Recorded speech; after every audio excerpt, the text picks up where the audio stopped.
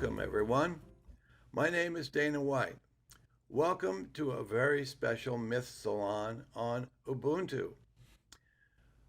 You may wonder, what is Ubuntu and how do we even come about or think about it? Well, one of the ideas that we have to deal with in Western philosophy is the whole idea of a personal self. The idea that somehow I'm separate from you.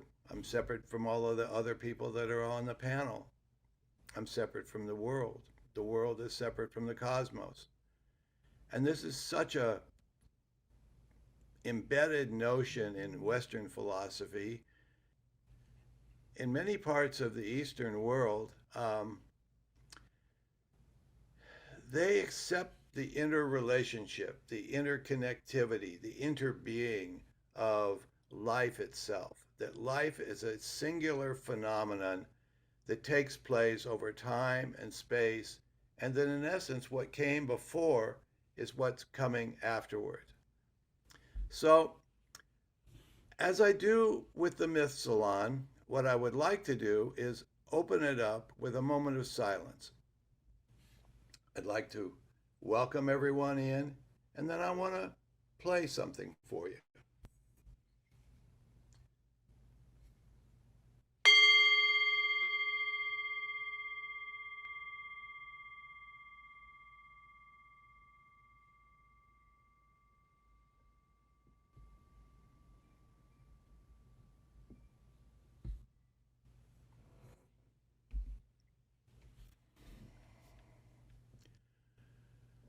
I am so touched by the nature of what the Myth Salon has become.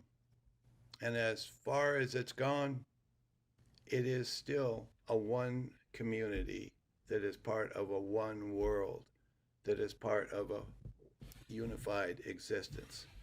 So I'd like to share a program. I had the great pleasure,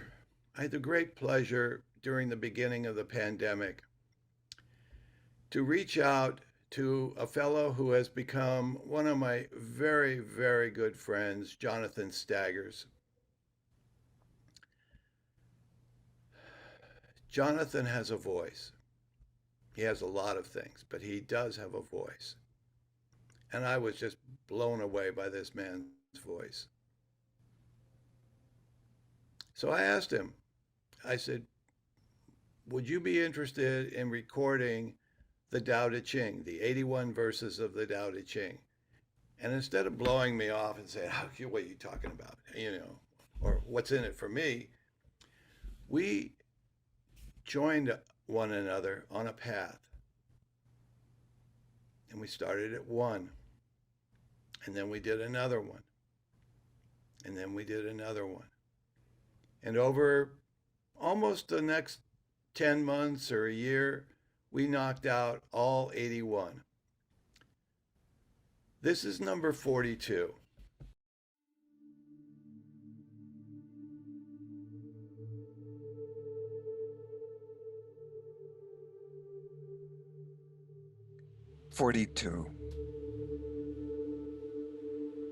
Everything is the ancestor of the Tao.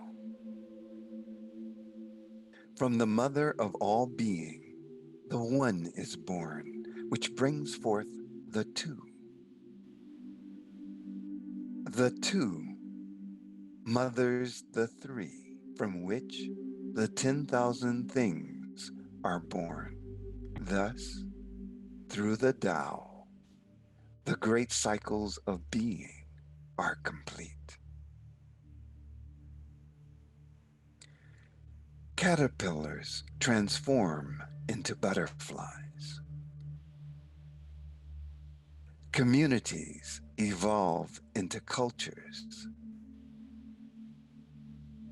Cultures become humanity.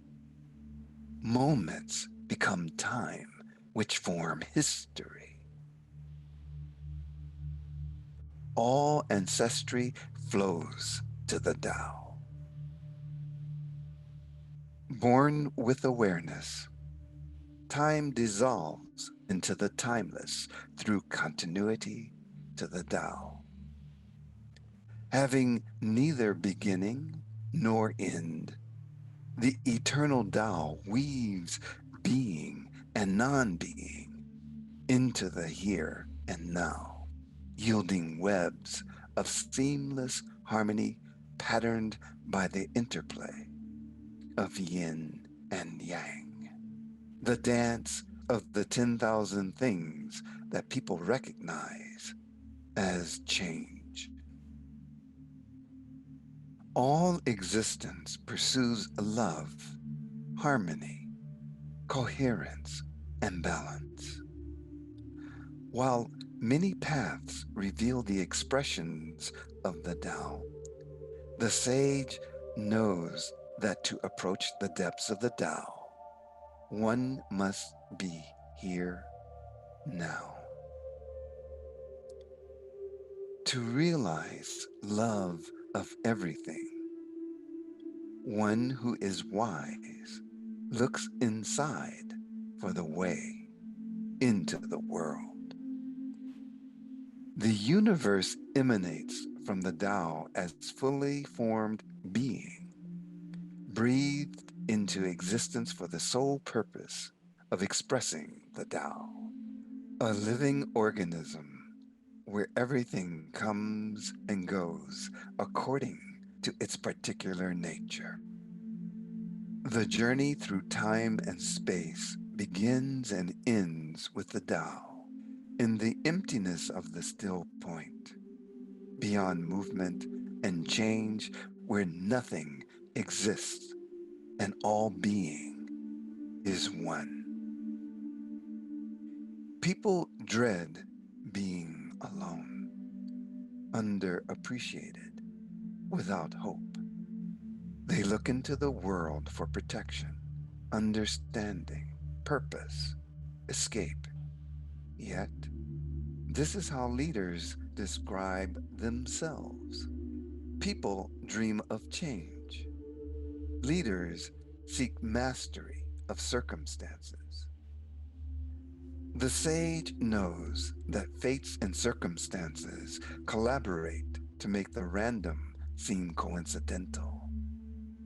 Success and failure play the rhythms of distance from the Tao. Soon enough, up will be down, wet will be dry. The sage knows that when one transcends all duality, opposites become meaningless, just charlatan energies that enchant people into self reference. Whatever one plants, one reaps. The way we live is how we die. No matter the journey, the Tao mothers all being.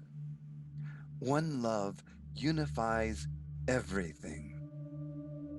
The path to the ancestral mother begins in the here and now. Every beginning is an end, and everything returns to the Tao.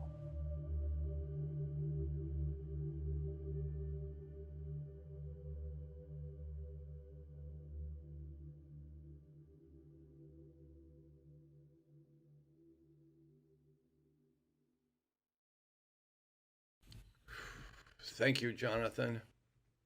I am just the voice. What can I say? The voice. So let me go around and introduce a few of the people. This is normally something that Will does, but um, y'all can unmute now and we can just let a little bit of stuff happen. And up and at least on my screen is my good friend and colleague in the Myth Salon, Will Lynn. Will and I started the Myth Salon five, 6 years ago. I mean, it just started in my house. We moved it online when the pandemic hit, and the amount of feedback that we get, we have this international audience. We have people from all over the United States. Um, wow, it's just hard to believe what it's become. It's one thing. Mac Davis, I have become, I met on my Tuesday morning mastery circle meetings. Comes to us tonight, 2 o'clock in the morning from Nigeria. He's a popular radio show host. Um, 2 o'clock in the morning. It's been 40 or 50 years since I've seen 2 o'clock in the morning. You know, I just don't stay up that late anymore. And then we have my dear good friend, Gard Jameson, with whom I have collaborated. I am currently working on a beautiful book project for the Urantia Foundation about the history of the Urantia book.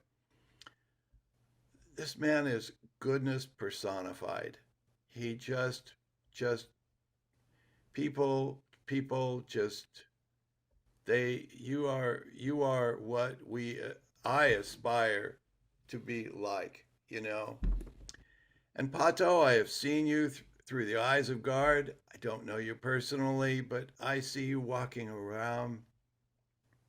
I see that there's another short that we're going to play. You are good. You really have that sense of a musician's ability to connect with the audience.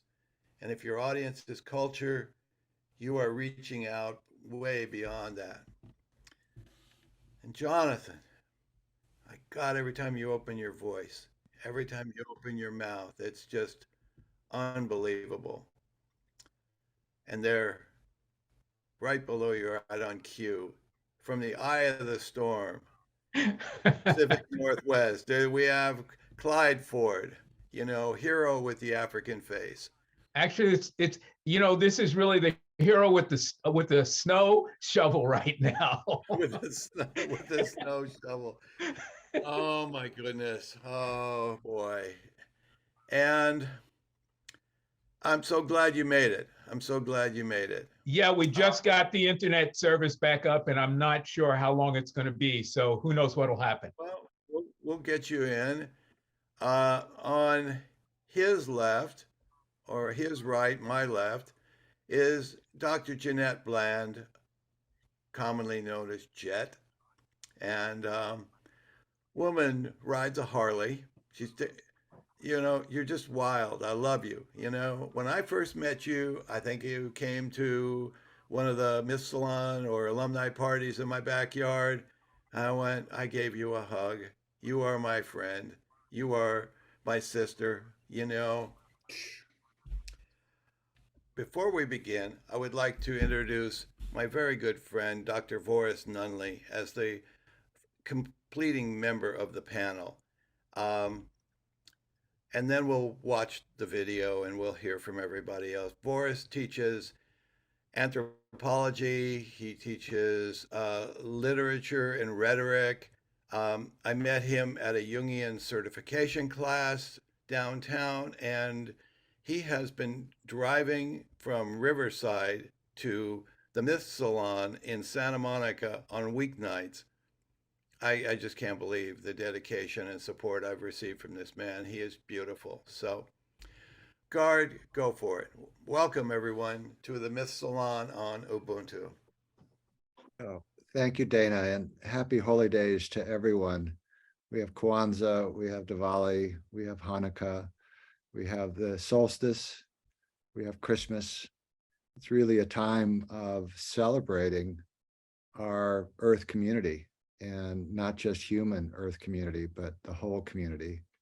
So greetings to everyone. And I just wanted to share a little bit of the beginning of this journey, which actually was in 1993 at the centennial celebration of the Parliament of World Religions in Chicago, which will be celebrated. The 30-year anniversary of that centennial celebration will be this year, August 14 through 18 in Chicago. But it was at that event that I met a fellow named David Stendal Rast, who it looked like you picked up a little bit of his video in your video, Dana. Mm-hmm. Yeah, Louis Schwartzberg and David Stendhal-Rast, who speaks about gratitude. Really, that's kind of where we began this journey, because through that experience at the 93 Parliament, meeting people like Swami Satchidananda and Wayne Teasdale and Sister Jayanti and a host of just incredible human beings who are sort of realized individuals. I realized that this world is intended to be much more than what it is now. I realized with 10,000 people there in Chicago that this world could be Ubuntu. It could be community in a magnificent and spectacular way. And so it wasn't until my second pilgrimage to the Parliament in Cape Town, where I met Nelson Mandela and Bishop Tutu, and the Dalai Lama was there. And we got a chance to go out to Robben Island and to hear the story of Mandela's incarceration, to hear the story, more importantly, of his transformation from sort of a radical, violent individual to a person really believing in the principles of Gandhi, ahimsa. And it was also there that I met a fellow named Brian Swim, who wrote a book called The Universe Story with Thomas Berry. It was there I learned in that story that there are three principles that govern the universe. And you had beautiful images of the universe, Dana, thank you. The three principles that govern the universe: unity, diversity, and growth. And Thomas Berry and Brian Swim suggest that those three principles govern everything, all the disciplines, all of reality, all aspects of reality. And as you said at the outset, Dana, we've become accustomed to singularity, to individualism, to diversity in a kind of us-them manner, which, while I was in South Africa, I attended a class by Professor Seteleon. And there I first heard the word Ubuntu. And when Professor Seteleon shared with the group in his classroom at the Cape Town University that this one word, though having different words in different countries, different languages, this one word is the unifying word of all the cultures of sub-Saharan Africa. And I've been meditating on that word ever since. I get the privilege of teaching Chinese philosophy, where I share chapter 42, which Fritjof Capra in The Tao of Physics, that's his jumping board. All the quantum physicists can't believe that Lao Tzu really understood how the universe emerged 2,500 years ago in the way that they're just now learning. So bravo on that video, and thank you, Jonathan. But in that class, I was privileged to appreciate the power that that one word carries. And so in all of my classes, I bring the word Ubuntu. I teach world religion here at the University of Nevada, and I bring the word Ubuntu to the second week of class as a kind of the unifying theme for all of philosophy, for all of religious traditions, no matter where you are on the planet, but in particular, the indigenous traditions. And it was in 2011, we were in Melbourne, Australia at the Parliament, and there the indigenous leaders from all over the planet were on the stage holding hands and saying, when you're ready to listen, we have the answers. And I think after so much political turmoil, the wars in Ukraine and the pandemic, and I think people are really beginning to open up to the possibility that it's not just about us as individuals, it's about us as community. And so over that period of time, I've gathered many friends in Africa. We've built some schools in Rwanda. A lady named Alpha runs the Discovery School there. I'm working with a fellow, Moses, in Moses. Zimbabwe. Zimbabwe, the home of the baobab tree. and Moses is building a school there.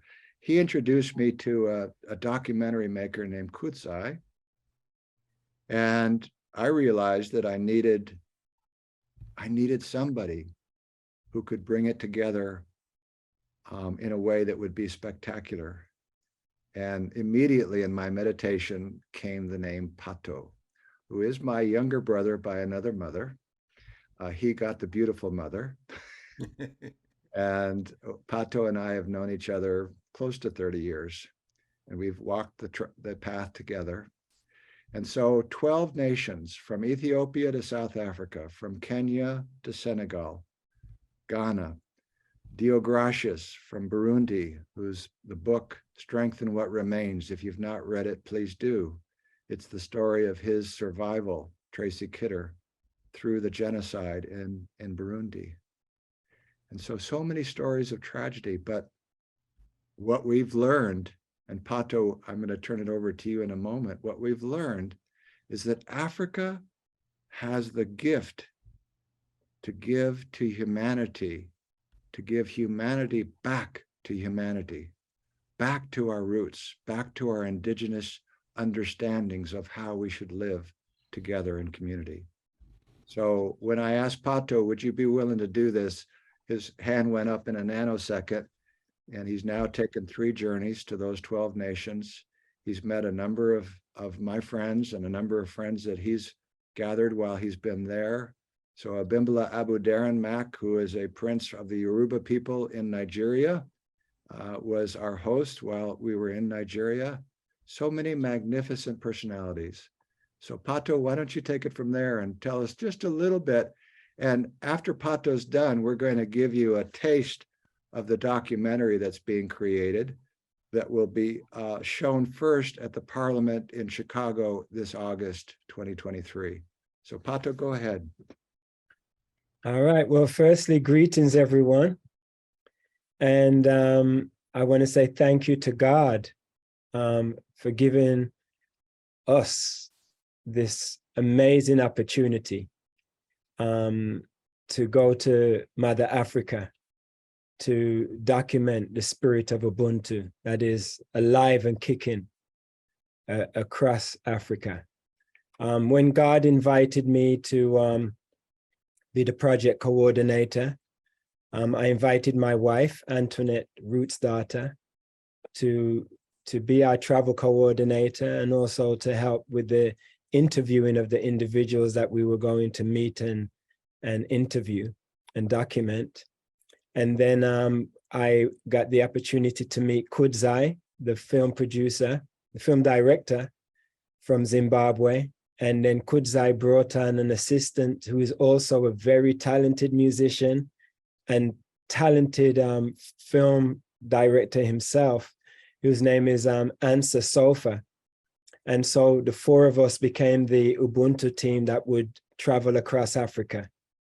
And as God said, we went to Kenya, Jinja, Uganda, Ethiopia, Addis Ababa, and Shashamane. We went to Rwanda, Senegal, Burundi, Kigali, Uganda, Ghana, Nigeria, Zimbabwe, and 3 different places in South Africa.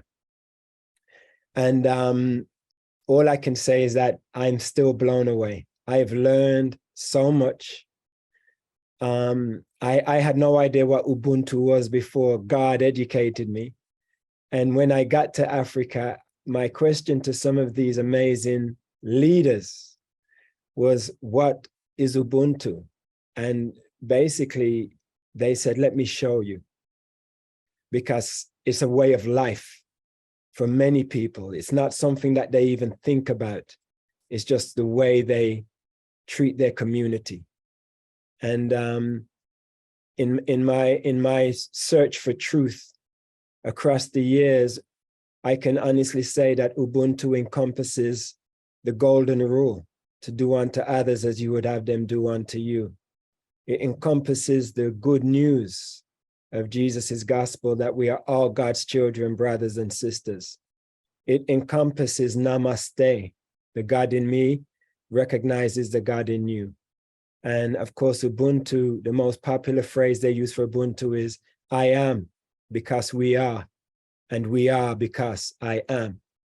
And I'm going to keep it short, but I just want to say, you are going to be so blown away when you see this documentary. It is absolutely beautiful.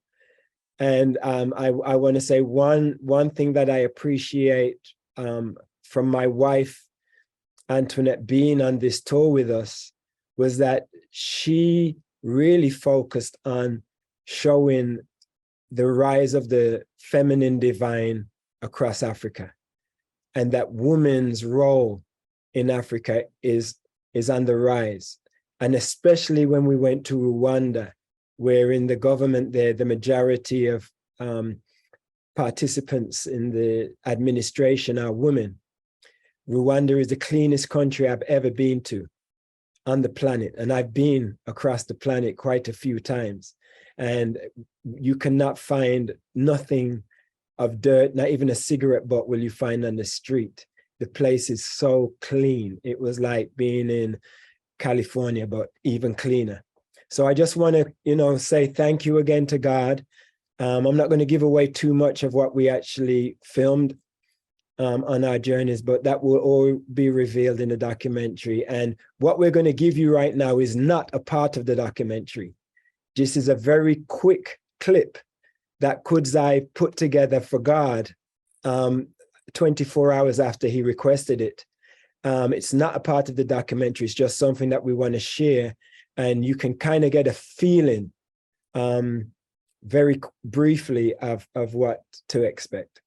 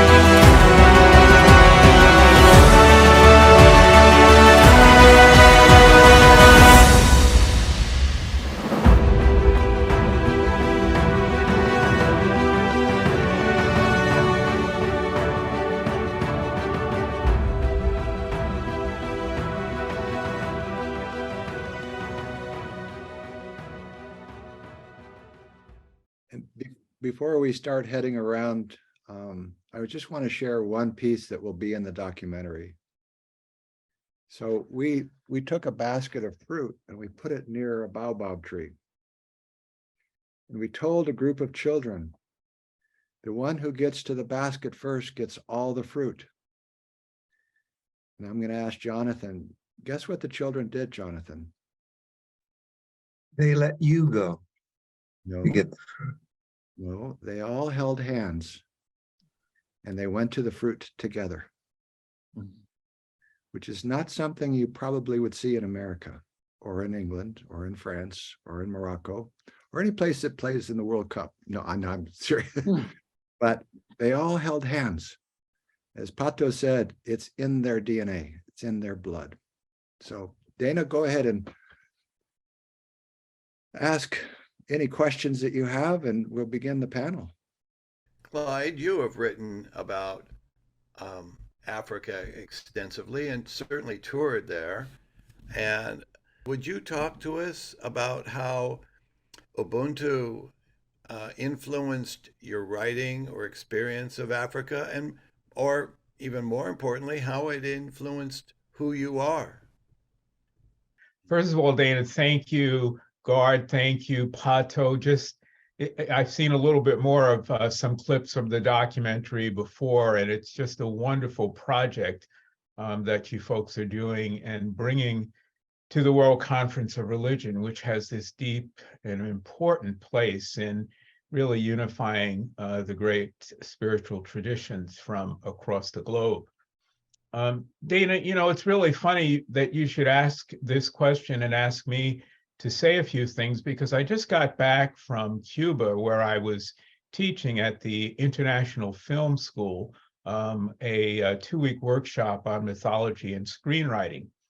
And one of the things that was so obvious to me there was the extent to which the deep wisdom traditions of Africa were able to survive the horrors of the Middle Passage and to manifest themselves in South America, Central America, certainly in North America. And I actually began that class by asking the students, did they realize that of, let's say, the 30 million or so people who were ripped from Africa, and, you know, maybe even 10 million dying in the Middle Passage, that really only 300,000, and we've got fairly good records now, actually made it to the United States, which means the bulk of that deep sacred wisdom was actually carried to places like Cuba and Central America and Brazil and all throughout South America. So it was a really interesting moment for me to connect with the spirit of Ubuntu in seeing it in the cultures beyond just the United States, beyond Africa, in this beautiful survival of these African traditions. And one of the things that I really resonated to as I heard Gard talking was my experience in writing the book, The Hero with an African Face, where my goal was, and my question to my colleagues some 25 years ago now was, hey, how did Africans deal with the trauma of slavery and heal? Are there any myths or stories or wisdom traditions that we can go to understand that? And to a person, my friends in academia said, that's a great question. We don't know that anybody's asked it up to now, and we don't have any answers for it. And so in some respects, The Hero with an African Face was my attempt to get at answers to that. And I was so blessed to actually have found a myth that really spoke to how it is that Africans were really able to deal with this huge trauma and to transform it not into a notion of victimization, but a notion of empowerment. And I think it was that sense, and the story of the young children holding hands and running to the baobab tree really, I think, exemplifies this sense that in the West, we have one way of viewing how it is we come together as a people, but some of the wisdom traditions, particularly the wisdom traditions in Africa, present us with an entirely different way of reasoning about how we deal as a group, how we deal with trauma, and how we transform the ideas of the individual into the ideas of the group, and the beauty of what that represents. And for me, at least, the myths of Africa really exemplified how it is you do that. And the stories of African Americans who survived the Middle Passage and made it to the United States and throughout Central and South America are the real testament to the power of those wisdom traditions to unite people from different cultures and to help them survive in these really horrid conditions that they were in. Personally, the mythic wisdom, the wisdom traditions of Africa helped me as an African American move beyond my understanding of history as just a history of victimization, and helped me to realize how I could claim that history as a point of empowerment, because the mythic wisdom, the wisdom traditions of Africa were exactly about how to do that. So Ubuntu for me is a personal story. It's not just something that's an academic story. And I love the fact that Gard and Pato and the folks who did this documentary really are looking at it in a similar way of how it can unite not just people around the continent, but people around the world. Thank you. I saw Boris has come off while Clyde was talking, and I know Gard knows everybody here. So I'm just going to say where I'm from. Jeanette, you go first. I got through Pacifica with the mythology, and I brought to it, and the depth psychology. But what I brought to it was cultural anthropology, and most important at this point in time, ethnomusicology. So as a side note, Clyde, go Vikings. I know you're not from Bellingham, but it was a beginning for me. So I know that, I know those streets well. Thank you so much. And the Bay. May your boat always have power. Thank you. So, Thank you. yeah, I've flown up the Friday Harbor a lot, so it's my home territory. Great. What a significant takeaway that I have to contribute to this conversation in ethnomusicology is that as a non-Western ear, listening to the musics of various cultures, the djembe, the talking drum, the how do you say, the syncopated unity of how the music of a place interacts with the language and the linguistics of a place is something that, as we talk about Ubuntu being a unity, inner exchange of harmony, I think we should stay with those terms, especially in some of the unique cultural rhythms and musics of different, I even hate to say different countries in Africa, because Africa didn't draw those lines of demarcation. And so Jet has an issue with that, but we can move past colonialism and come back to where we are. Instead of the French and Senegal, it would be, the Wolof and things like that. And so understanding that as a basic, using the colonial lines as a means of unity and coming together on a similar page, we can understand that when people say the soul of Africa, it is not just a cliche, and it's not just a phrase. Africa holds soul. It is its gift to the rest of the world to be soul, not to contribute, not to teach, but to be soul. And in that DNA of soulness, I think is where we're coming into unity with the wonderful documentary on Ubuntu and sharing it with other people. Thank you. Jet, that was beautiful. Not that it has a soul, but it is soul. Yeah. Of course, that connects with our whole world, with what Pacifica is all about, tending the soul of the world. And one of the things that is so relevant to us with that approach is that soul is something that's made, not just something to take for granted. It's something you have to work on and do something with, and that it's all built around our identities. And so I'd like to know if somebody can tell me more about how Ubuntu participates in identity. I'm very interested in larger, we all have our local regional identities. I'm a brother and I'm from this city and I'm blah, blah, blah. But I'm very interested in those identities that are emerging, that are bigger and can connect us. And I'm wondering how Ubuntu is participating in the potential rising of larger identities. I want to put something in very quickly. And I mentioned the name Brian Swim and Thomas Berry.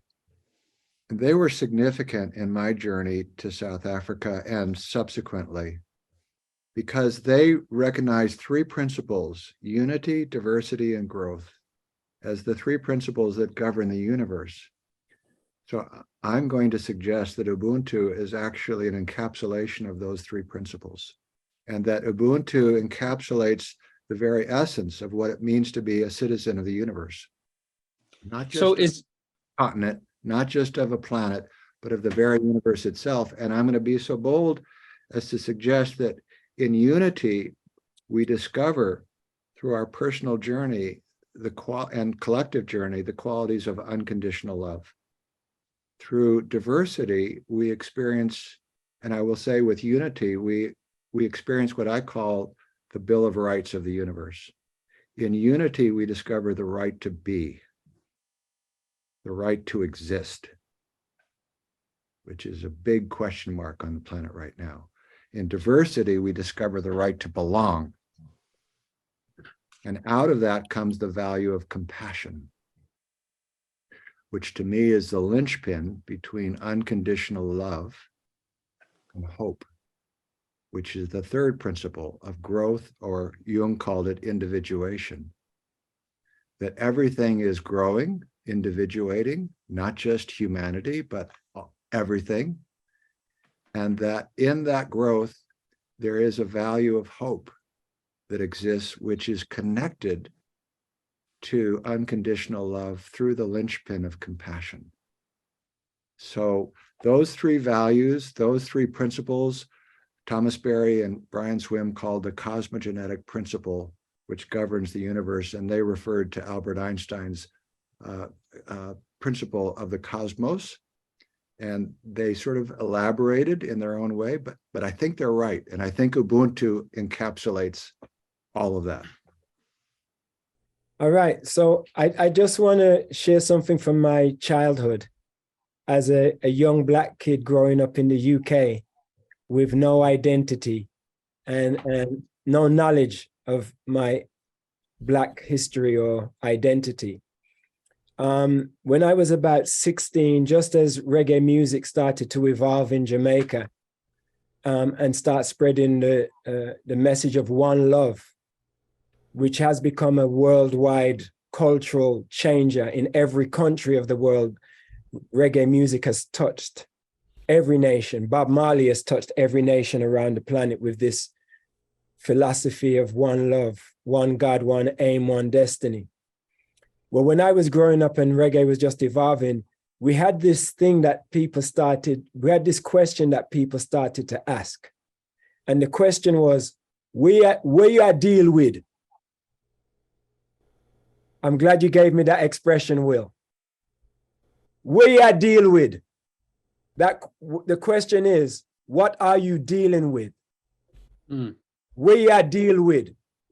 Now that question is a spiritual question, and it was asked by spiritual people, or Rastas in particular, to a generation of lost kids who were just getting into crime and badness and just doing what the hell they wanted to do. When they started posing this question to the younger generation, where I deal with, for the first time in my history and in the history of the kids around me, we had to stop and think, what am I dealing with on a spiritual level? What is my philosophy? What is my goal in life? What is my ethics, principles, morality? What are my aspirations? That simple question, which most people around the world would have no idea what I was saying, but where I deal with became the changer of an entire generation and started my search for truth 45 years ago, and has brought me to where I am today. You know, so the word Ubuntu, when presented to Black kids, white kids, Asian kids, Indian kids, no matter what young generation you present this word to and share that I am because we are, especially at the height of this materialistic age where everyone is so stuck into their phones and laptops and iPads and electronics, that the humanity has kind of, we've distanced ourselves as human beings and become more attached to Facebook, Twitter, TikTok, and all the other social medias. You know, when I was younger, you could get a group in your neighborhood together to do something. Nowadays, I have to get a group together online because my neighborhood is so disconnected. So I just wanted to say that by presenting Ubuntu to another generation and giving them a chance to think, what does Ubuntu mean? How does that apply to me? I think the impact will be seen in the years to come. Wow, that's an amazing question. I remember I was a high school kid and my philosophy teacher ended up getting fired for smoking weed, and I was left alone with Descartes and Camus. And the question is just the question. Sorry, Just- I'm not sure about that. Yeah, sorry. The question of what is the truth? Is there a truth? And is there a purpose? You need that sand in your oyster to start developing the real question. And what you're saying, like, I didn't really know much about Ubuntu at all until this event came up. I didn't realize that there was a word that had these transnational positions, that this philosophy that could be enfranchising to groups that I had previously only seen as I didn't see how the connections. And so one of the things I've been so moved by is I think we're in a process of building new, larger identities that can give us meaning and give us purpose. It's a huge human task for all of us right now, because we do feel very isolated and we do feel very separated. And it is a huge, gargantuan cultural problem. And so it's so interesting that you're talking about a philosophy about togetherness that's having an effect of togetherness. I'm not being intellectual. I'm going to share the journey. My journey is simply, life has not made sense for me in America. I was born in segregation. That didn't make sense. Somebody doesn't like you because of the color of your eyes or your skin. That doesn't make sense. The religion that you are, you're separated because of that. That doesn't make sense. And so I tried to make sense out of this life. And my father was a coach and teacher in the South, and I was gifted in athletics. And so I ended up playing sports and got a scholarship to play football in college and played professionally and went through that whole process and still looking for how to make sense out of this life. And this word today that Pato shared, and you too, Guard, makes total sense. Just that simple. It's a collection of us all. Simple. Really, really, really simple. Why is it that the simple things are so hard to see sometimes? It's just amazing. Like, if you just I've been really on this kick lately where I think that our identity, this idea that we are all human, and that is a core identity of what we are, that identity barely exists in us down here, and it's stacked beneath all these other identities. But that identity, the human identity, is going to be climbing the ladder in our personal totem poles for the next 1,000 years on this planet. And we're just beginning to do that work. And it will be nice for the world to make a little bit more sense, because when it's split up across all of our individualities, pulling it every which way, it rarely ends up making sense. Well, as Clyde knows, the story of humanity emerged out of Africa. And so it only makes sense, right, Jonathan, that the story of how we are to proceed should emerge out of Africa. Yeah, that's a very interesting thing. I'd love to know y'all's thoughts about that, because it is simultaneously very African and very human. Well, one of the things that I think about when I hear the word Ubuntu and the notion, we are, I am because we are, or out of the many comes the one, I can't help but think of the great insights of people like David Bohm and Krishnamurti. And in particular, I was thinking about David Bohm. One of the things that just struck me like a lightning bolt years ago when I read Wholeness in the Implicate Order was David Bohm taking up the question of integration, which was fundamental to the Black freedom struggle here in this country. And Bohm saying, God, it's a really strange thing that people are fighting for integration. Shouldn't they really be fighting to remove the blinders that we were ever separated to begin with? And shouldn't we be looking for what is uniting us in wholeness as opposed to what's separating us in the divisions of the world around us? And that's what I think, speaking to your question of the humanity beneath all these various identities, that's what I find so profound and really compelling about an idea like Ubuntu, is that it really does address that fundamental order of reality in which there is no separation, and the separation emerges out of that fundamental order. To me, that's just a beautiful notion, and I don't know an African word that expresses it that widely. And the other thing I would add is that Ubuntu, again, it's from a particular language family in Africa. It is of the Niger-Congo Bantu language family. And it's very interesting as a mythologist. I was very interested in how myths in Africa flowed based on the language families. And there's wonderful myths that do emerge in this sense of I am because we are. And so I really think that's a very, for me, again, very important that there's this deep connection between even the furthest reaches of modern physics. And I know Gard spoke to that as he brought in Fritjof Capra, but even the furthest reaches of modern physics, you find resonances of this idea that come from Ubuntu. Greetings, my brother. Thank you. I'm nice to see you. I'm also very, very honored to meet you. God has been singing your praises to me for months now, and I'm very honored to meet you. But I wanted to ask you a question about language. Yes. And I'm interested because during our travels across Africa, we found the word Ubuntu in maybe 7 different dialects. Right. In Northern Africa, Northeast Africa, they say Ubumuntu. And then in certain places, they say Ubuntu. Right. Sure. And I'm trying to figure out, Africa is so spread out. How does a Bantu tongue, dialect of Ubuntu, how does that reach all the way to Kenya and to Senegal and to Ghana?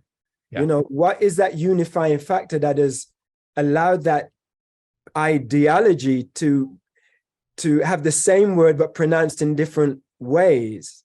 How did that transpire, if you know? Well, certainly. I mean, that's a great question. I'm not a linguist, but the piece that I would answer to that too is about the ways stories were told and the ways myths were developed.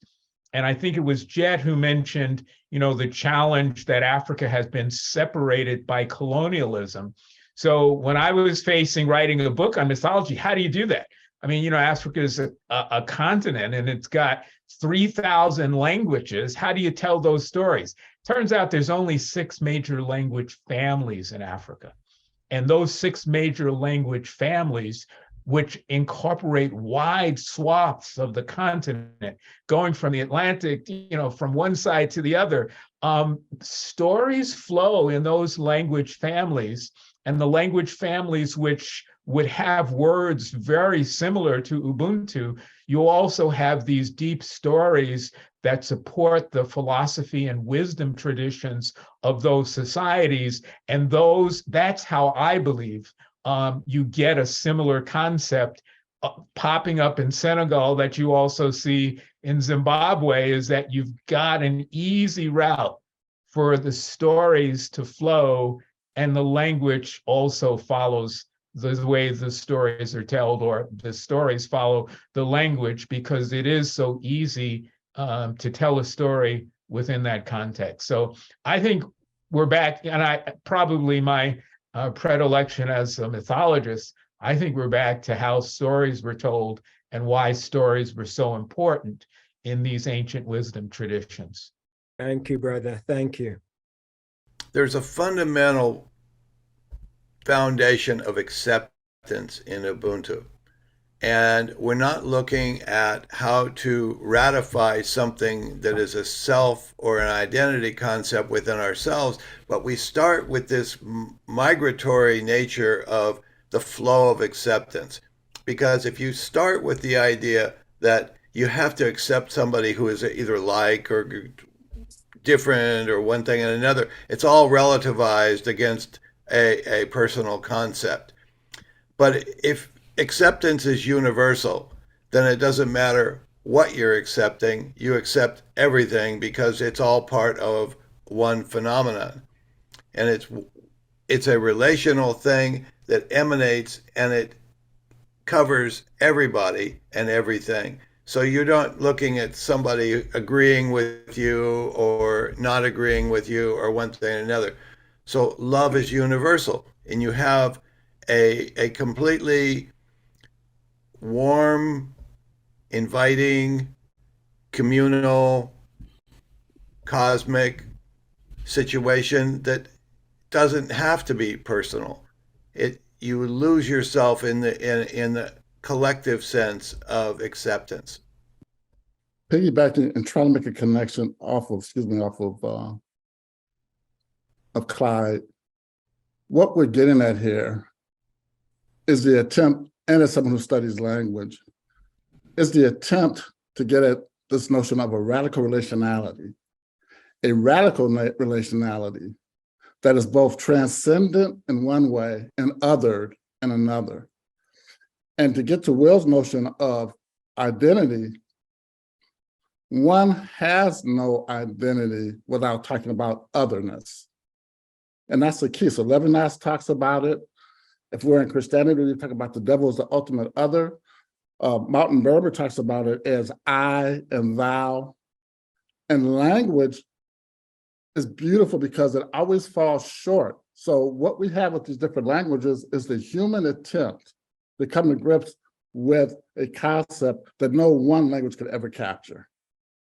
And to get back to Clyde, what you said about wisdom traditions, it's just so fascinating that these people knew something, right?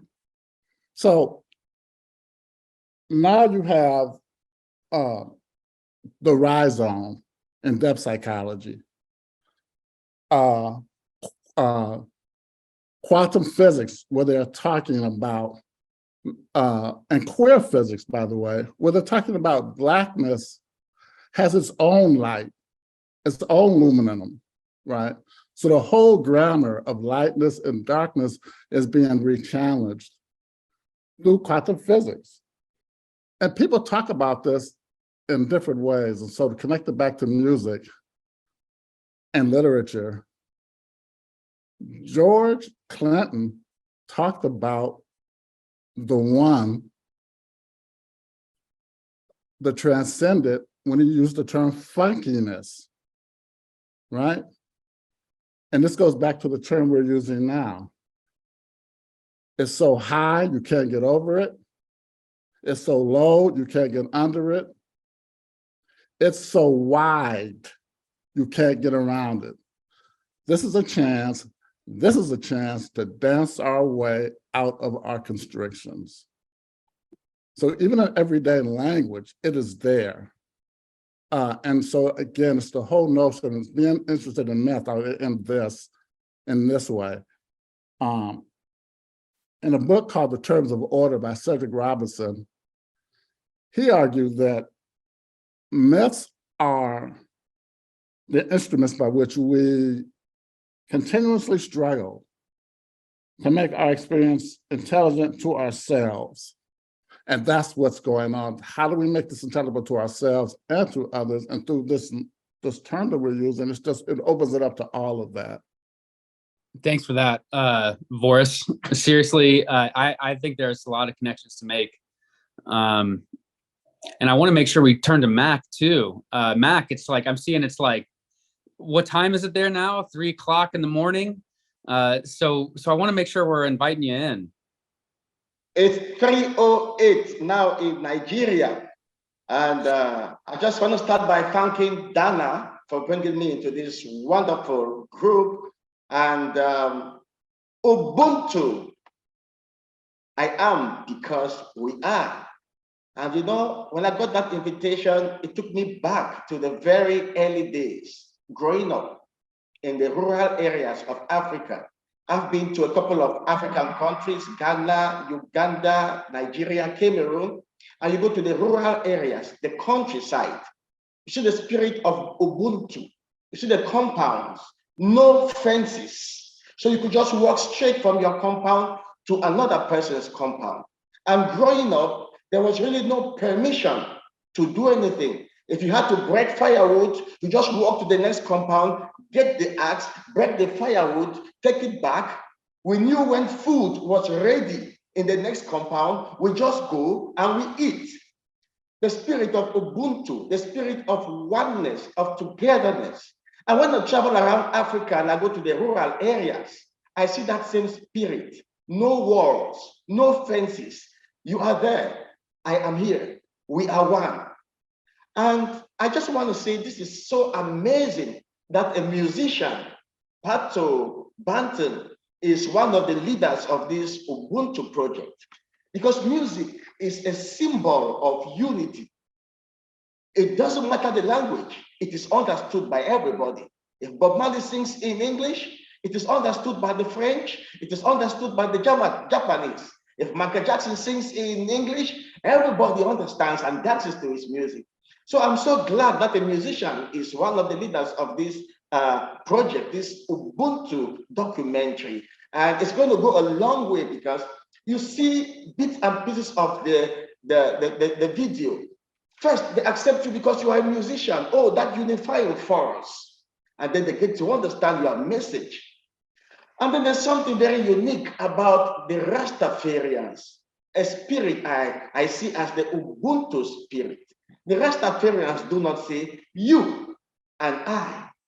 They say I and I. You are me and I am you. One kind of oneness. So I think in every culture, in every philosophy, in every following, there is something about that Ubuntu spirit. We exist in unity. You are. I am because you are. I am because we are. And I think gathered here together, in every little way we can, we have to continue to spread this message of oneness, which has been taken over by so much development, technological advancement, and then we are being cut off from that spirit of oneness.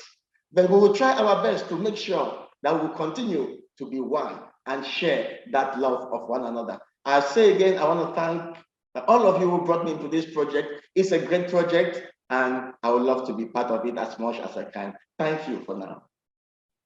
And Mac, if you're really nice, you could ask Pato to sing a song that he just premiered last week on Ubuntu. Wow. Yeah. I don't know. Pato, can you give us some few lines of your song you premiered last week? All right. All right. Thank you, God. All right. It goes like this. I only just write it. It goes, when you realize your family is all of humanity, that's Ubuntu. Ubuntu now. When you want more peace and unity, in your community, that's Ubuntu. Ubuntu now. When the love and respect I have for you is the same you have for me, that's Ubuntu. Ubuntu now. So tell all the people near and far, I am because we are, and that's Ubuntu. Ubuntu now. When me tell them, hey, the spirit of Ubuntu. Ubuntu now. Me sing again. Hey, the spirit of Ubuntu. Ubuntu. That was awesome. Thank you. Thank you. Wow. I hope you'll make sure we get to see it when that is when that song is ready. Everybody here is going to want that. Yes, it's not even mixed yet, but we'll definitely share it. You know, I've been thinking about as we've been talking about this, you know, the connection of humanity coming out of Africa, potentially even multiple times after hardship has hit our whole species. And one of the things that I'm starting to occur to me is like, I'm pretty sure that one of the things that is why our species survived and the other hominins did not. One of the big arguments is that we work together, that we are a collaborative species, that it may very well be that this might be an essential seed of what's made us human. in the first place that made us succeed at all. And I'm afraid we might be going towards a place where this might be a philosophy that we need to survive again. There's a story, I believe it's Margaret Mead, and she was asking people, what is the defining factor of the turning point of how humanoids survived, or a significant milestone in the development?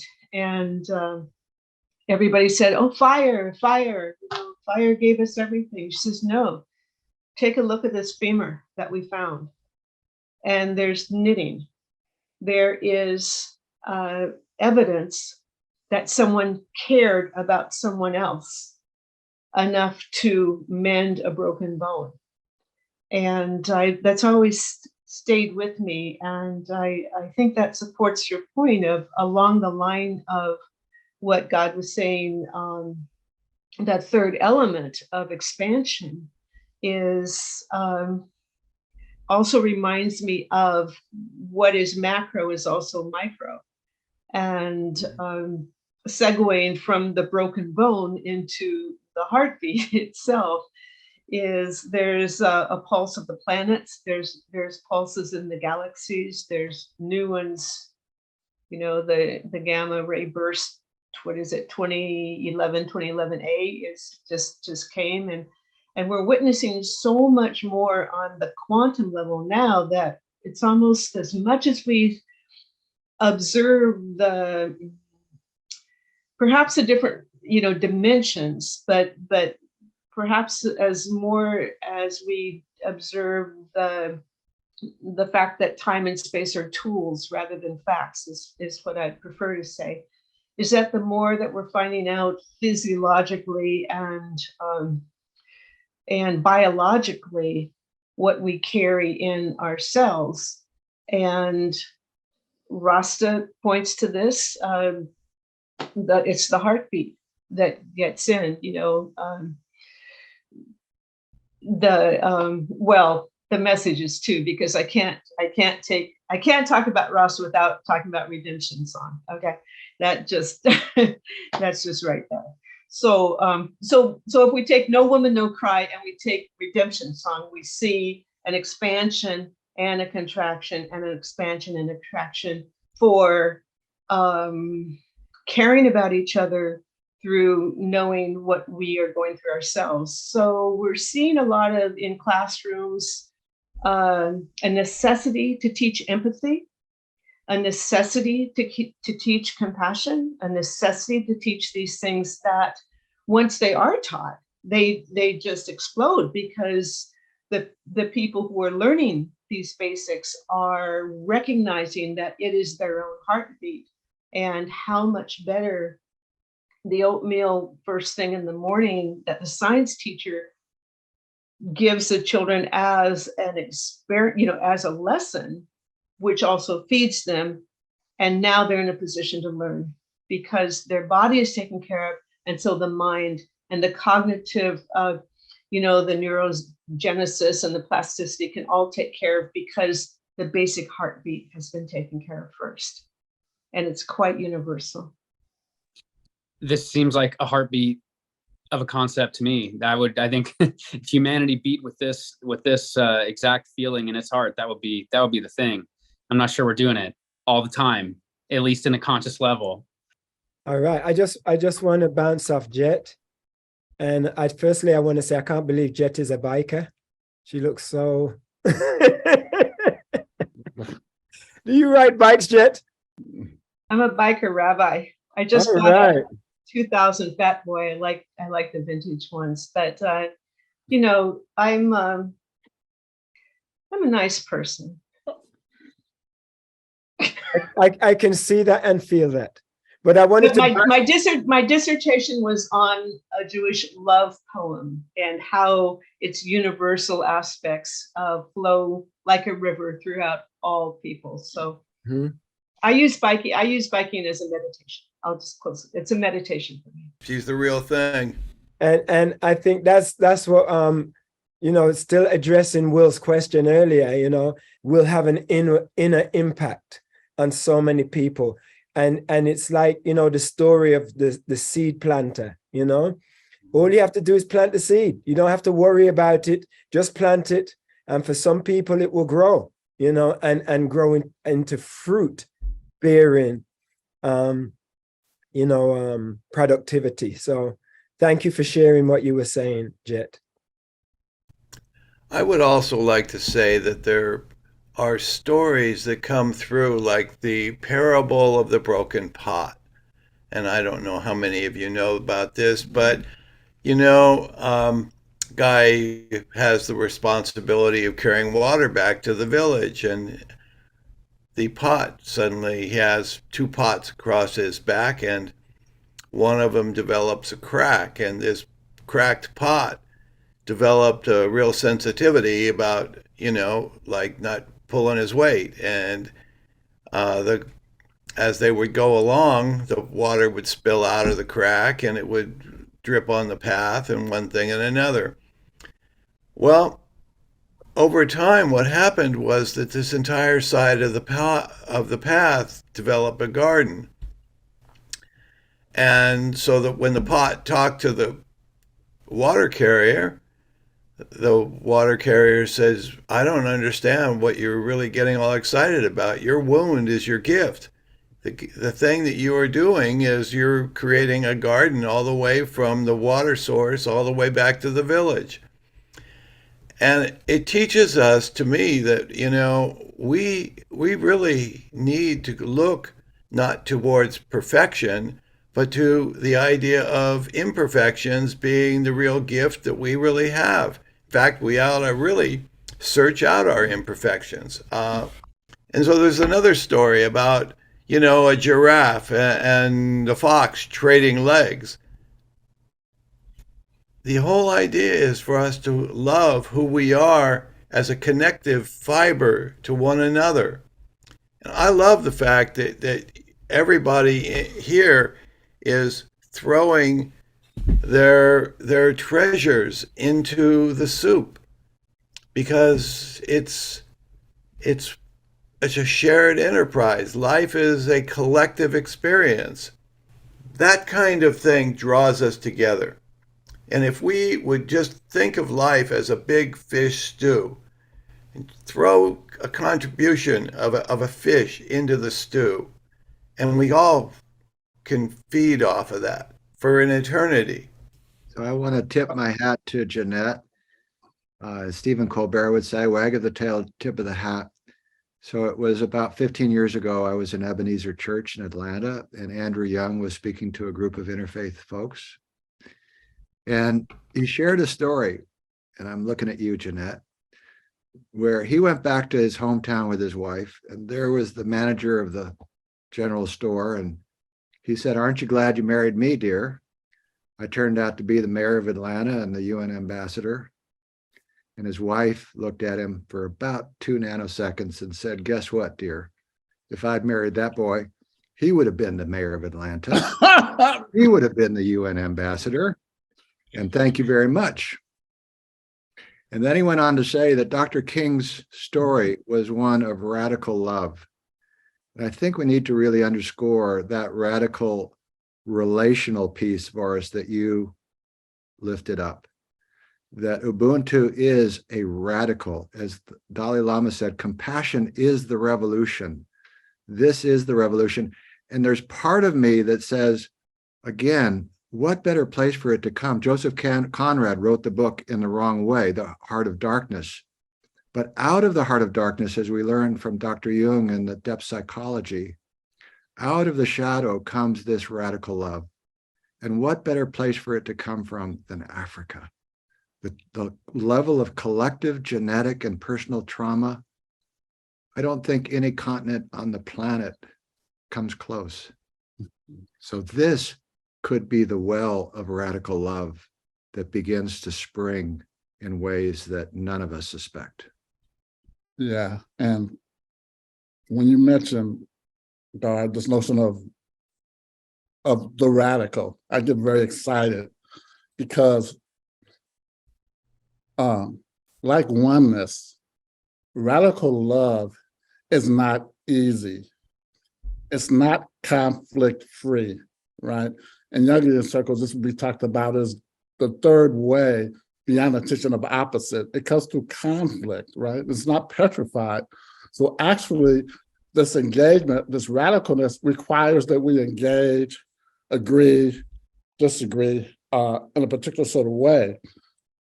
And there's a biologist, Antonio Damasio, who says diversity or oneness never comes without conflict. So I'm glad that you bring this into what we're discussing, because there's struggle here. There's also possibility, but there's also struggle. And oneness, through that struggle, this oneness, and now we're going back to Will, through this struggle, in speculative fiction, Niende Okorafor talks about not being merely human, but being more than human. That being human is what may make us alien. What does it mean to be more than human? And if we can have that in mind, that might expand our possibilities of what it means to be part of the universe, part of the cosmos, rather than part of being here on Earth. You know, the radical thing you're talking about, I'm with the radical, and I'm thinking about the foundation of what modern Western thought may really be the Cartesian statement, you know, I think, therefore I am, right? The foundation being our Western individualism. And there's such an interesting, like, musical echo to I think, therefore I am, and I am because we are. And it leads me to, like, I don't know, I'm a very visual person. So I'm over here having visuals of, like, I think, therefore I am exploding and erupting beneath a repressed volcano, being replaced by I am because we are. So I've just really, to me, it's like, when you're doing the radical thing, you should go for the Achilles heel. You should go for the card at the bottom of the card castle. And this is right there. Clyde, you know, before we go, would love to invite you back in. Thank you. Thank you, Will. You know, one of the things I thought about, and as you were expressing what you said, I thought was a really beautiful statement, is in a larger sense, I've often looked at African sacred wisdom as being the middle point, the third way, the middle path between the Western individualistic tradition represented by Descartes, scientifically represented by many of the myths like the Arthurian myths of the Round Table. So the individual on the West, and then the Far East being this, you know, only the guru, only the teacher knows. And here you have this African mythology, which in many ways is the middle path, that the wisdom of the individual comes out of the wisdom of the group. And I really love that sense. I've often felt that that's what when people ask me, for example, what's the real difference between African mythology and other mythologies? Obviously, there are lots of similarities because myth comes from a similar source, but I think there is this sense of it's neither the individual and it's neither the group that comes through so beautifully in the expression of Ubuntu. I am because we are. Yeah. And in your book, Clyde, your beautiful book, you share the story of how the Europeans took the book and the Africans kept the fire. Yeah. And I think therein lies the secret sauce. The combustion area is the radical love that propels us into a harmony, into a still point. And Dana, Will, thank you for your graciousness. Again, David Stendhal Rash, nothing but gratitude all the way around this circle. I thought that if we can do this, that I would invite Dennis Slattery in here. Mac, Dennis is one of our revered teachers. Let me share something with you, just a story. I thought I had read correctly that I was to be a panelist this evening. And when it became 7 o'clock here in Texas, it was open, but I couldn't participate. I had no visual, and I started getting angry. I thought, damn it, I want to be heard. And then I backed up a bit and I think this is appropriate, the experience that I have to this wonderful discussion. I felt, now you know what it feels like not to be heard, not to be seen. And I have to say to you all, that's what I'm taking away from tonight. That feeling that I was othered into exile, and it made me mad.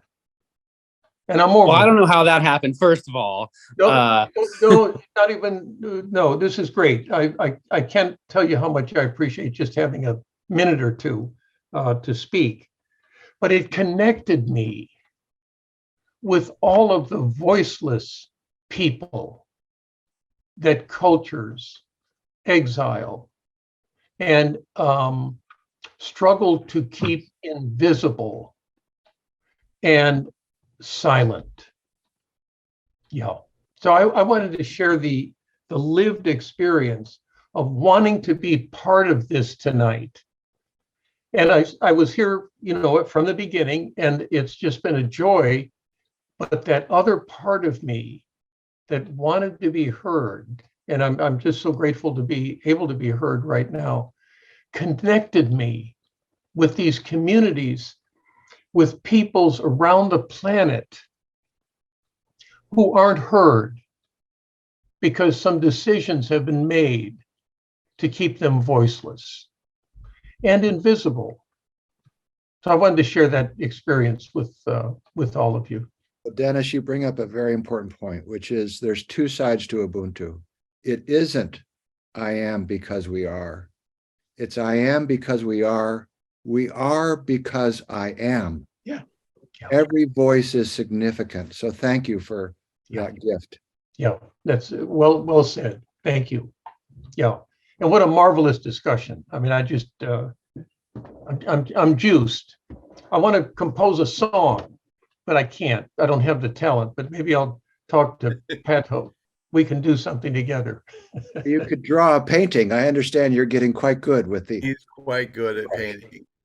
I love it, and it takes me out of it takes me out of verbal language into another medium of language.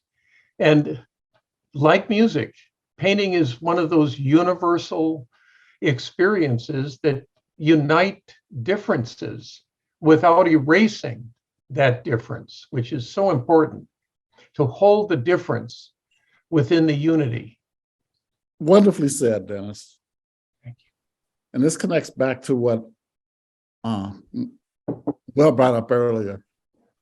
The notion of cogito ergo sum, I think therefore I am, which dominates Western metaphysics, is different in African philosophy and metaphysics, which is I feel and I think, therefore I am. And notice how Dennis talked about that. He talked about what he felt. And it taps directly into Audre Lorde and her notion of the transformation of silence into action, language into action. And how, and this is why I argued earlier about going beyond human. For many folks to be human, it requires the silence of other folks who are never quite human. And I think Dennis tapped into that. So thanks, Dennis. Thank you, Boris. Well, I want to make a connection between what Dennis has brought in and what this whole project is. Really impactful book for me to read in high school. I had no idea what I was getting into when I picked up Invisible Man by Ralph Ellison, somehow by random choice. Oh my gosh. And you can't forget that what he did, his response was to want to fill his living reality with light, just to have as much light shining on him to respond to that feeling of alienation and not being heard, not being seen. And this whole project, that's what California, that's what best thing we can do in California, is that we are a light shedding state. That's what the Hollywood can do. It can also hide light. It can do all kinds of stuff.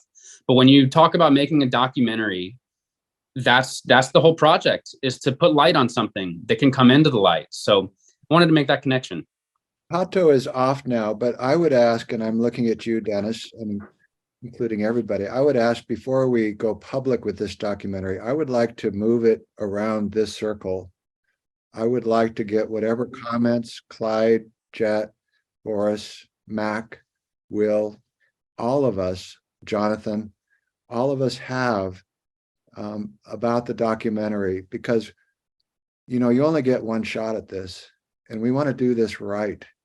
And this is such a like a baby. It's so precious, and you sort of tremble when you're holding something like this creatively. Dennis, you've shared that in so many ways in your classroom. When you're in that creative moment, it's like holding a baby. So with your permission, it will be sent to all of you, and we would love your inputs, please. Great. Yes. Thank you, Gard. That'll be, what a pleasure. Dennis, I'm so sorry. I would never want to anger you. I would never want to do that unless I thought I could get away from it. And I would then get you to paint a painting or. Dana, I heard Dennis say you gave him a gift tonight. Yeah. I don't was. need to give gifts like that, though. Yeah. I think we've had ourselves a really special evening. And Mac, thank you so much. I mean, here it is the middle of the night.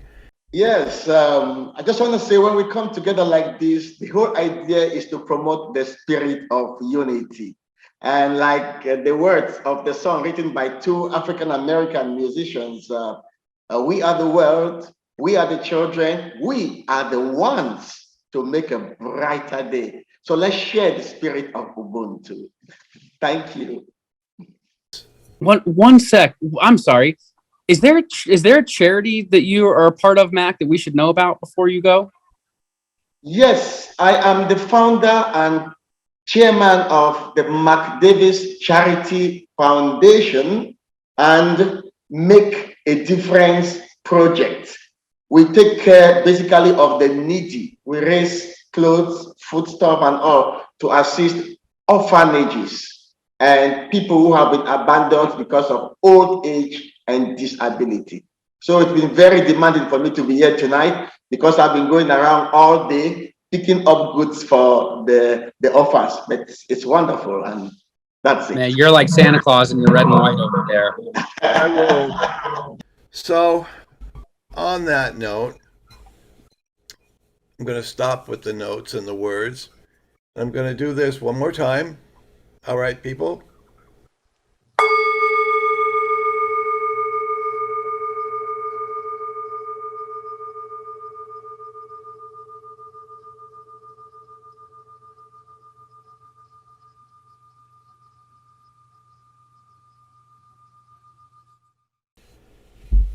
Thank you all so much for your patience, tolerance, your love, support, friendship, whatever dimension it comes in.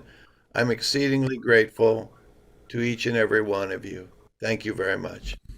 And happy holidays to everybody. Happy holidays, and looking forward to the new year with new Myth Salons. Yeah. Yeah. Holidays, everyone.